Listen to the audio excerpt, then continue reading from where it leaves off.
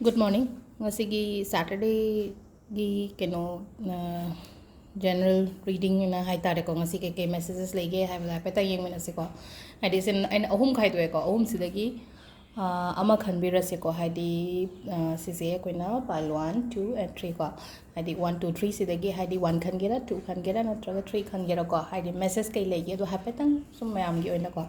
do aham bagi sing mena se ko aham bagi se koina itophone sen hai ko se keno tawe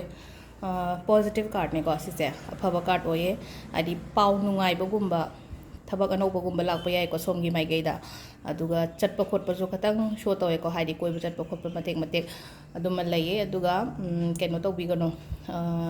paisa nuksa high investment gumba di to bigano ko haidi paisa achobodi ngasi pithok bigano ko me sigi card sin hai se ko aduga haidi afaba nuai badi haidi lambi da lakpa horen haimne basi se ani subagi se ko ani subagi se sigi card sin hai se wakhan nungai taba mayam do thamamaga haidi khitang ne keno toba mai gai rom da chatpiyo haidi phaba hore ko somgi nangai phatlam taba do haidi phaba hore en haibane sida aduga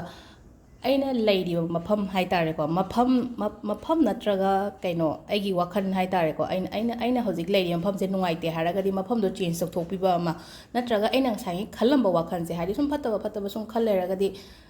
phattaba do afaba maikai romda afaba wakhal romda haidi isana change tok thok pirakpa ma sije ko haidi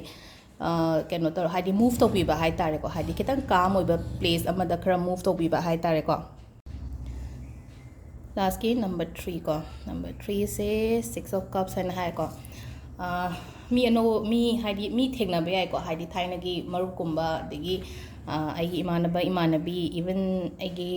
keno hai relationship ta hai ne ex kumba hai tare ko haidi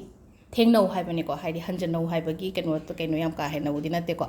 aduga haidi aingonda haidi mateng gumba la kani ko sigi card china hai se ko haidi afaba mateng gumba pirakpa kholakpa leye ko sida ado sisena haidi reading gi oina oire do thang se khoina kai tawya ge nong har se basida thang je numit se ko oi thang je numit aina firon set pa matam dadi haidi black set pa yaye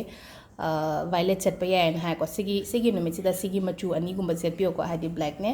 violet ne ko aduga amuba gumba